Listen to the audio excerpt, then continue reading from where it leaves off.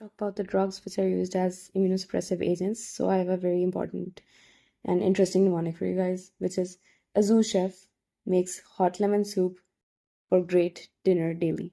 So just imagine that you are in a zoo and there's an amazing chef which makes the best hot lemon soup for great dinner and he makes it daily. Okay. So for A we have azathioprine, and for Z we have, basically just remember the zoo animals for this, because zoo animals take some food which is basically alkylating and it is anti-cancer. So because of that, please remember C, which is cyclophosphamide. So it is an anti-cancer alkylating agent. Okay. So for M we have methotrexate. For H we have hydroxychloroquine. For L we have leflunomide. So whenever you think of leflunomide, just think of lemons. And for S we have sulfasalazine.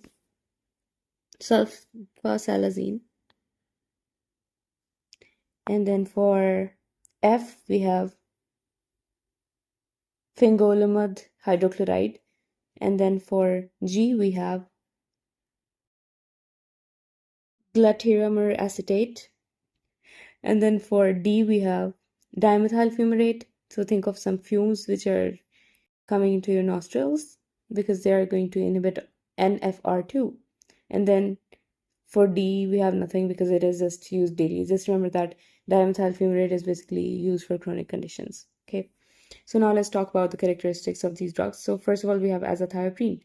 So whenever you think of azathioprine, just remember PRO. So it is used for purine metabolism and it is given in the diseases of organ transplant. It is given for organ transplant as well as rheumatic disease. And same is for cyclophosphamide. Cyclophosphamide is basically an anti-cancer alkylating agent, and it is given for rheumatic disease as well as organ transplantation. Another important thing about azathioprine is that it is a prodrug, which is a prodrug of mercaptopurine, which is an anti-cancer drug. Now let's talk about leflunomide. Leflunomide is basically an inhibitor of DOOD, which is dihydroorotate dehydrogenase of the urea cycle, and it is basically involved in de novo pyrimidine synthesis used in rheumatoid arthritis. So leflunomide is used in rheumatoid arthritis along with hydroxychloroquine, which is also used in rheumatoid arthritis along. And another important use of hydroxychloroquine, because quine is going to come in the end, referring to the quinine drug which we give for malaria. So basically it is an anti-malarial with immunosuppressive activity, and it is also indicated for rheumatoid arthritis and SLE. Now let's talk about methotrexate, which is an anti-cancer drug, and it is going to inhibit DHFR, which is dihydrofolate reductase, and it is also going to be used for rheumatoid arthritis and also hematopoietic stem cell transplantation. Now for the sulfasalazine, it is going to be metabolized into 5-ASA, which is 5-amino salicylic acid along with sulfapyridine, and it is just going to be used for rheumatoid arthritis along with IBD, which is short bowel disease or inflammatory bowel disease. And then we have dimethyl fumarate, which I have told you about before, that it is going to inhibit NFR2, which is nuclear factor 2, which was erythroid derived transcriptional pathway, and it reduces oxidative stress, inflammation, demyelination, nerve cell inflammation. It is also used in MS, which is multiple sclerosis. So for multiple sclerosis, we have dimethyl fumarate as well as glatiramer acetate. Now let's talk about fingolimod hydrochloride. Whenever you think of it, you have to think that it is so tasty that you like to sip it, okay? Because it is going to bind with SIP, which is sphingosine 1-phosphate receptor, and it decreases the circulating lymphocyte numbers in the periphery and CNS, used in multiple sclerosis. Then we have glatiramer acetate. So it is also going to be used for multiple sclerosis, and it is a mixture of synthetic polypeptides and 4 amino acids, which are GALT, glutamic acid, alanine, L-glutamic acid, L-alanine, L-lysine, as well as L-tyrosine. It is present in a fixed ratio, used in multiple sclerosis. Mechanism of immunomodulation is unknown. Let's talk about immunosuppressive antibodies. So first of all, we have ALG and ATG. So these are anti-lymphocyte globulin and anti-thymocyte globulin. So now let's talk about their mechanism of action. So two types of anti-sera are directed against lymphocytes which are available, ALG and ATG. They are produced in horses, sheep, or rabbits by immunization against the human lymphoid cells. Antibodies in these preparations will bind to human T cells, which are involved in antigen recognition and initiate their destruction by serum complement. The antibodies will selectively block the cellular immunity rather than antibody formation, which accounts for their ability to suppress organ graft rejection, which is a cell-mediated process. So what are they going to do? They are going to block the cellular immunity. That is why they are going to block the organ graft rejection, because that is also cellular. Now let's talk about their clinical uses. So ALG and ATG are used in solid organ transplantation, and they were before used for ASCT or allogeneic stem cell transplantation to prevent the graft versus host reaction or GVH reaction. And they're also used in combination with other immunosuppressants for solid organ transplantation. Now let's talk about the toxicity of ALG and ATG. So first of all, what do? They cause hypersensitivity reactions. They can cause anaphylaxis. They can cause serum sickness, and they can also cause pain and erythema as well as lymphoma. Now let's talk about immune globulin intravenous. Which is IgIV. So IgIV preparation, usually IgG, is prepared from pools of thousands of healthy donors, which has a normalizing effect on an individual's immune networks. In precise mechanism of action is unknown. Now let's talk about the clinical use of IgIV or immune globulin intravenous. So basically it is used in conditions such as immunoglobulin deficiencies, autoimmune disorders, HIV disease, as well as stem cell transplantation. Okay, so basically autoimmune disorders. Now let's talk about the toxicity of IgIV, so which is renal toxicity, including acute renal failure, which is a particular concern with IgIV. Now let's talk about RHD immunoglobulin.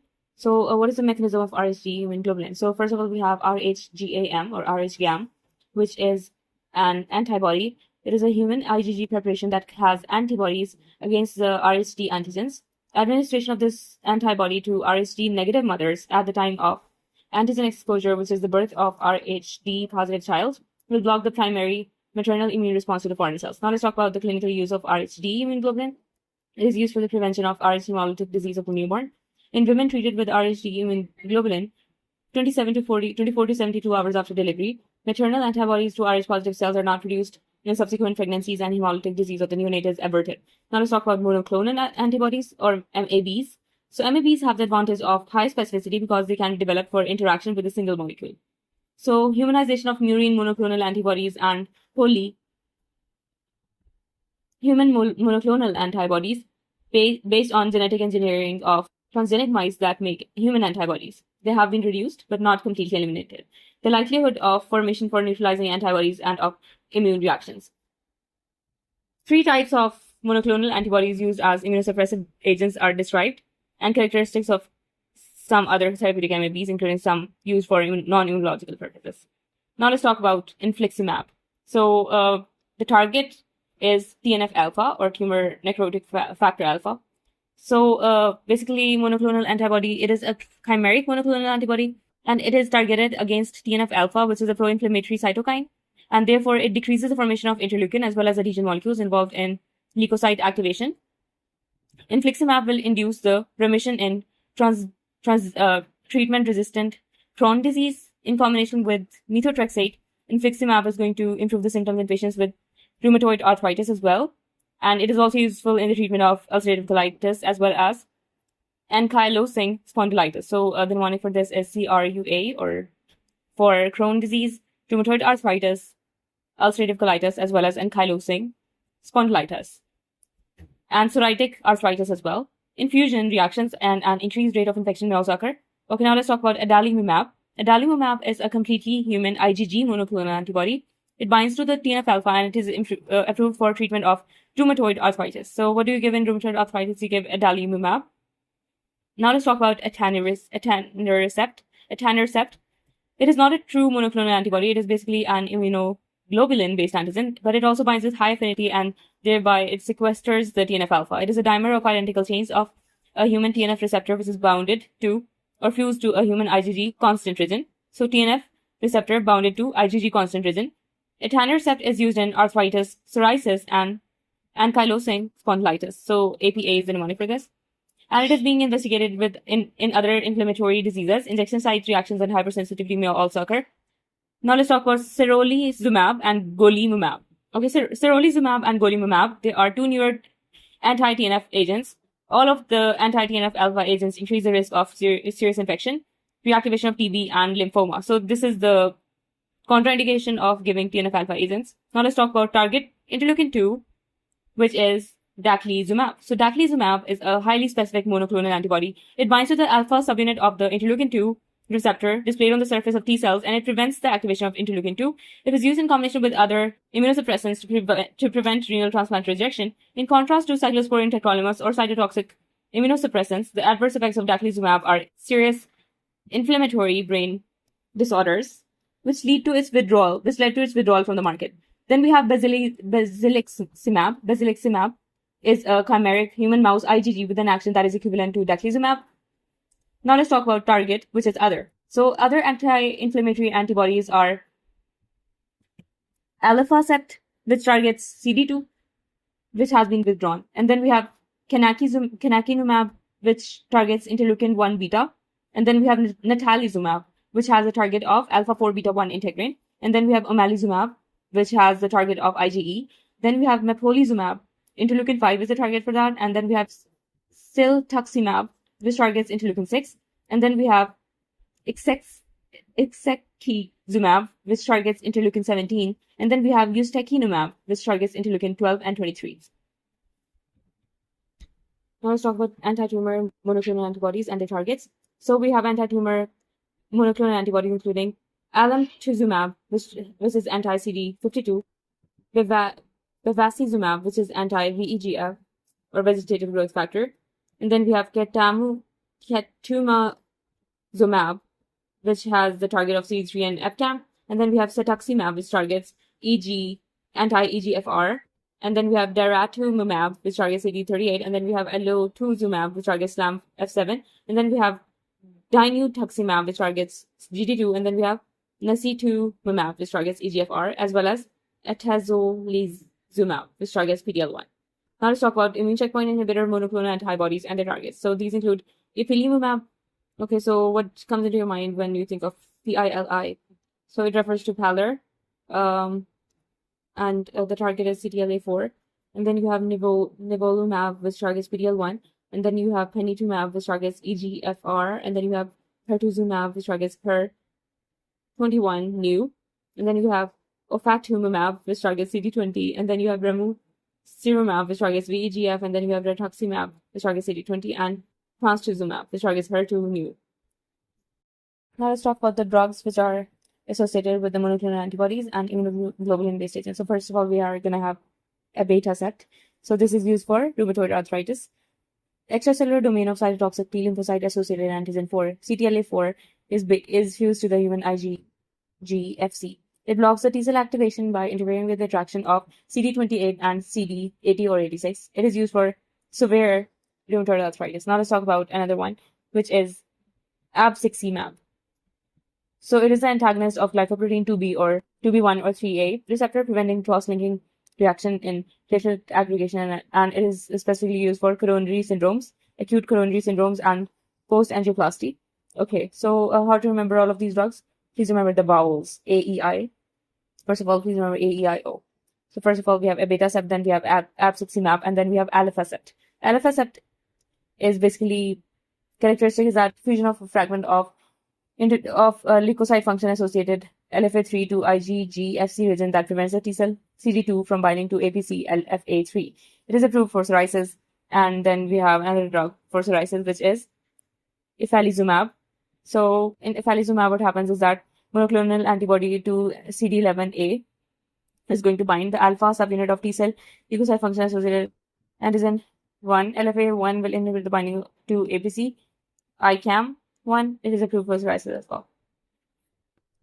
Then we have ipilimumab. Please remember something that is so. Please remember melanoma for this. It is approved for melanoma. Anti-CTLA4 antibody prolongs the T cell activation. And then we have something that starts with and okay. Now let's talk about the P ones. So first of all, we have pelivizumab. So pelivizumab is specific for RSV, antibody to surface protein of the respiratory syncytial virus used for prophylaxis and treatment of RSV infection. And then we have, after pelivizumab, we have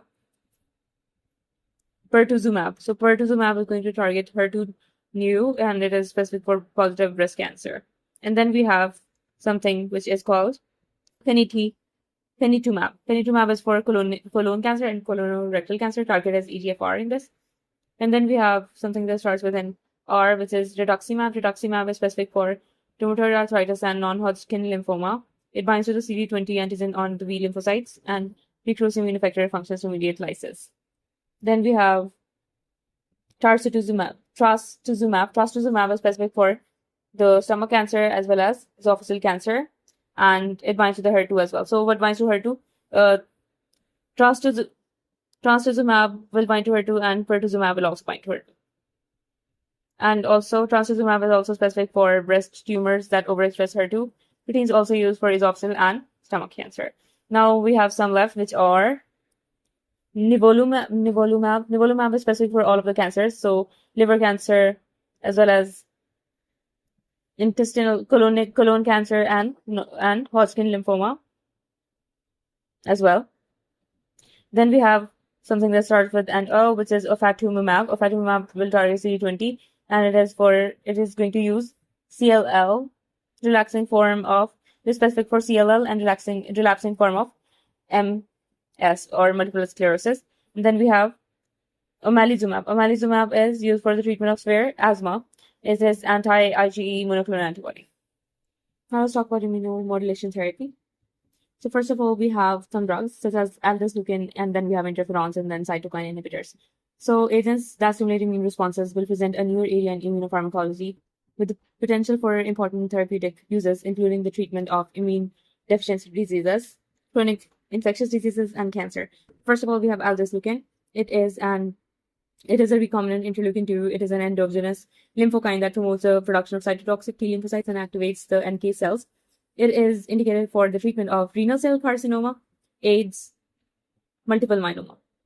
Now let's talk about interferons. Interferon alpha 2A inhibits the cell proliferation and is used in hairy cell leukemia, multiple myeloma, Kaposi sarcoma, hepatitis B and C. Interleukin beta 1B and interleukin gamma 1B. Interleukin beta 1B is used in treatment of relapsing of multiple sclerosis, and interferon gamma 1B has greater immune enhancing actions than the other interferons.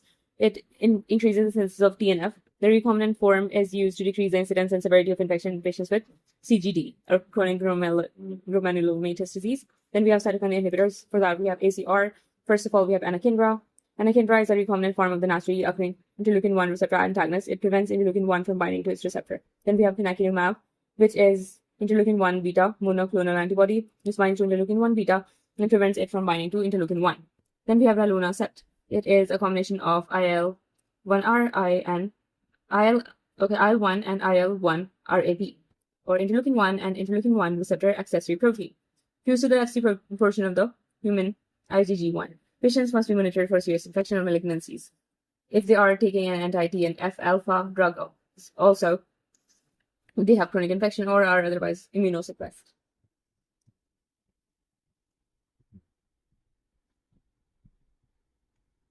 Now let's talk about type 1 immediate drug allergies. They involve IgE-mediated reactions to the animal and plant stings and pollens as well as to drugs. So these include anaphylaxis, urticaria, and angioedema. When linked to carrier proteins, small drug molecules will act as haptens, and initially they will initiate B cell proliferation and formation of IgE antibodies. They will bind to the Fc receptors on the tissue mast cells and blood basophils, and on subsequent exposure, the antigen drug cross-links the IgE antibodies on the surface of mast cells and basophils and triggers the release of mediators of vascular responses and tissue injury, including histamine, kinin, prostaglandins, and leukotrienes. They will cause type 1 reactions, and these drugs include penicillins and sulfonamides. Next, we have type 2 drug allergies. These involve IgG or IgM antibodies that are bound to circulating blood cells. On re-exposure to the antigen, complement-dependent cell lysis will occur. Type 2 reaction will include autoimmune syndromes such as hemolytic anemia, from methyl dopa, SLE from hydralazine or procainamide, TTP from quinidine, and agranulocytosis from exposure to many drugs. Then we have type 3 drug allergy. It is a complex type of drug allergy reaction that involves a complement fixing IgG or IgM antibodies and possibly IgE antibodies as well. IgE, G, and M as well. Drug-induced serum sickness and vasculitis are examples of type 3 reactions. Stevens-Johnson syndrome associated with sulfonamide therapy may also result from type 3 mechanism. Type 4 allergy is cell-mediated reaction that can occur from topical application of drugs. It results in contact dermatitis. Then we have the modification of drug allergies. Drugs that modify the allergic responses to other drugs or toxins will act at several steps of the immune mechanism. For example, corticosteroids will inhibit the lymphoid cell proliferation and reduce the tissue injury and edema. However, most of the drugs that are useful in type 1 reactions like epinephrine, H1 antagonists, and corticosteroids will block mediator release or act as physiological antagonists of the mediators.